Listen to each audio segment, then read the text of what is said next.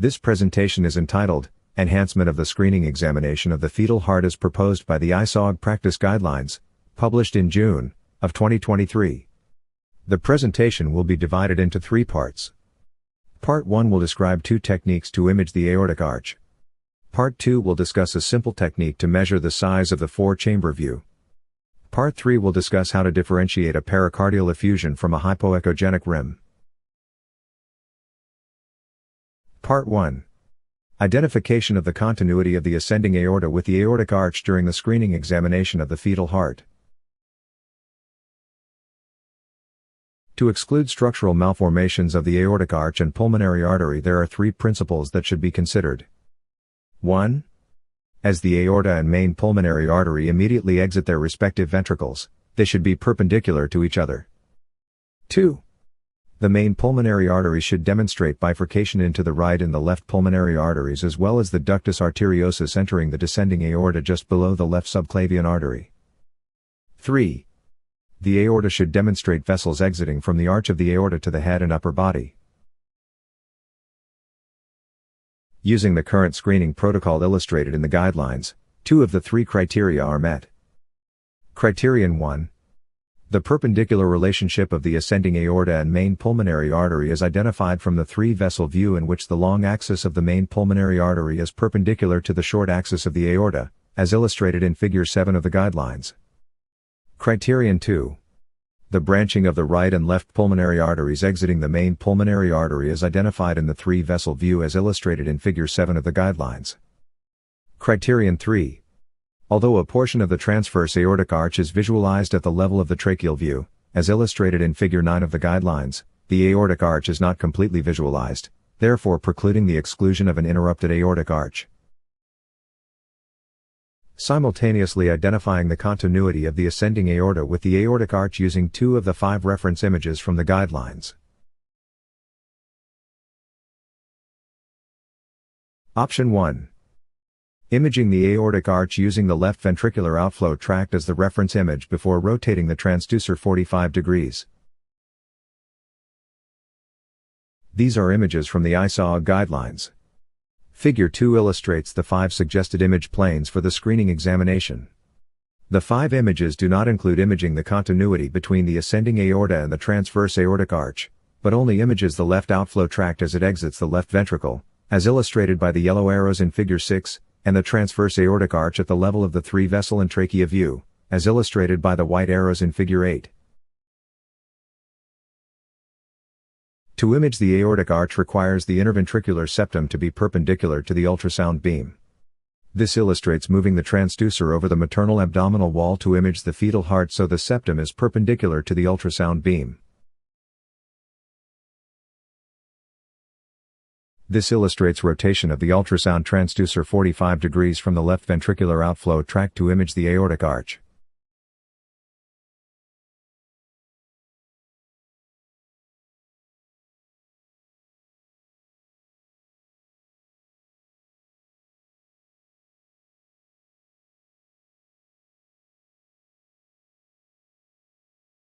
After rotation of the transducer 45 degrees, the continuity between the ascending aorta and the transverse arch is confirmed as indicated by the yellow rectangle in the image on the right.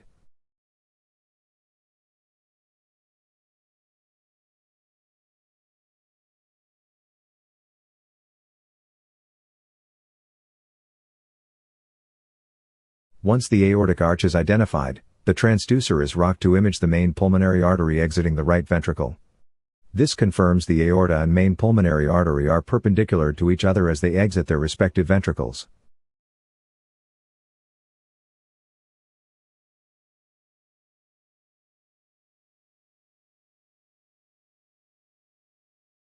This illustrates the outflow tracts perpendicular to each other as they exit their respective ventricles.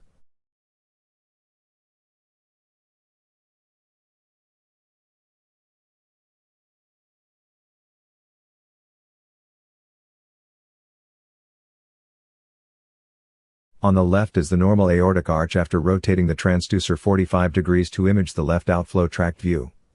On the right is a fetus with detransposition of the great arteries in which, as the transducer began its 45-degree rotation, demonstrated the vessel exiting the left ventricle bifurcating into the right and left pulmonary arteries. This view confirms detransposition of the great arteries.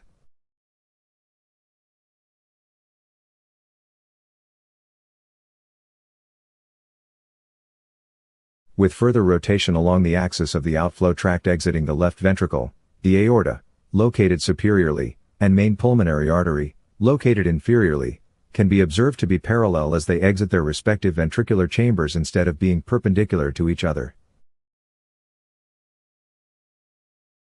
This compares the normal crossing of the outflow tracts on the left and the parallel vessels in detransposition on the right.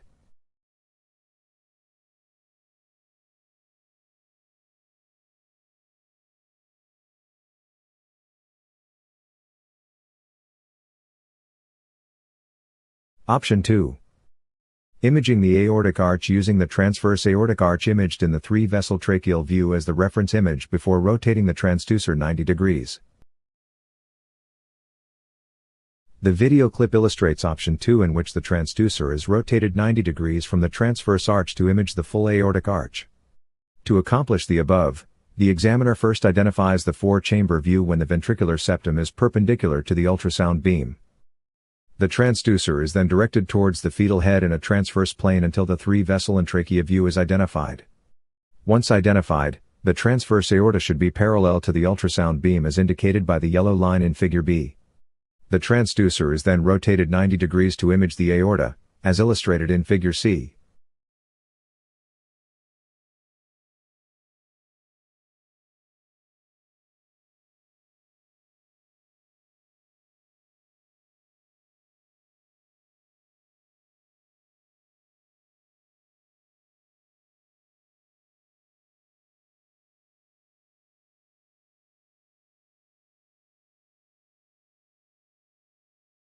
Part 2. Measuring the size of the 4-chamber view to identify cardiomegaly. Identification of cardiomegaly is important because of the long list of associated fetal abnormalities.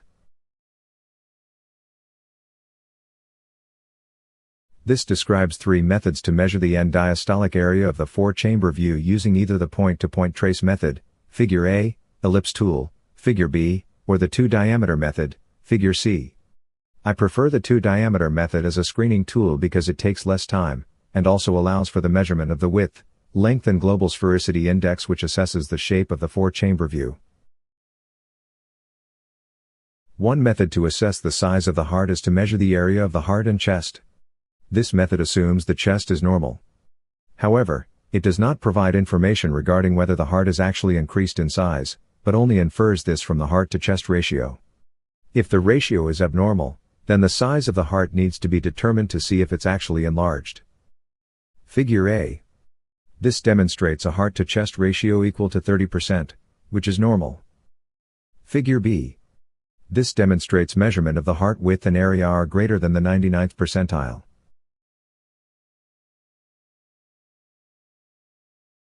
These images are from the same fetus at 26 and 36 weeks of gestation.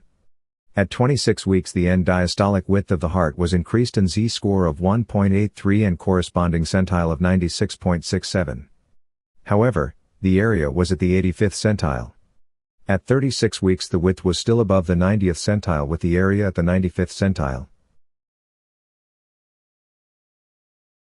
The fetus had a pericardial effusion which was also associated with increased pulmonary artery resistance as manifest by notching at the top of the pulmonary artery Doppler waveform, a classic finding that has been reported in newborns and adults with pulmonary hypertension.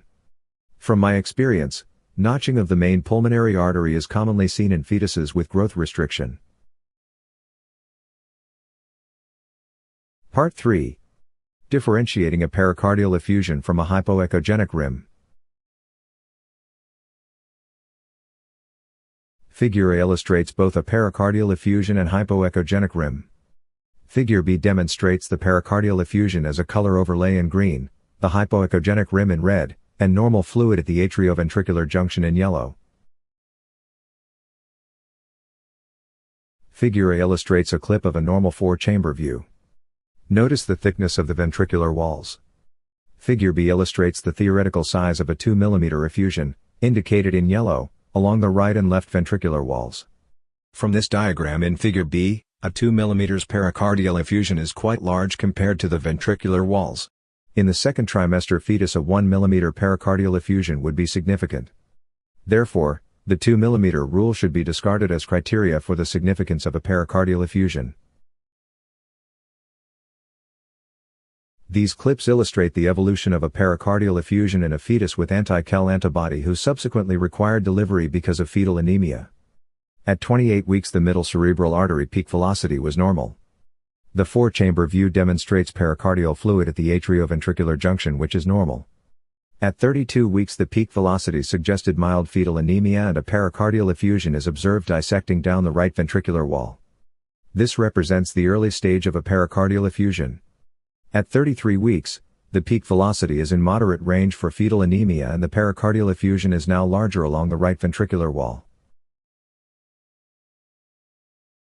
This illustrates how the M mode can be used to differentiate between a hypoechogenic rim and a true pericardial effusion. The M mode demonstrates separation of the epicardium from the pericardium only during ventricular systole and diastole along the right ventricular wall. The hypoechogenic rim, however, is present and is the same size during systole and diastole as represented by the yellow stars.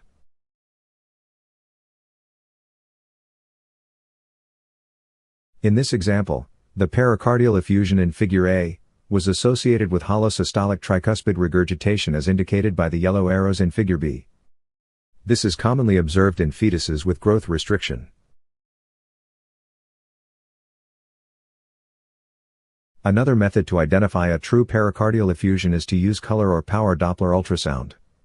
Because of movement of the pericardial fluid during systole and diastole, the color of the Doppler movement of pericardial fluid is opposite in color to blood flow within the ventricular chambers.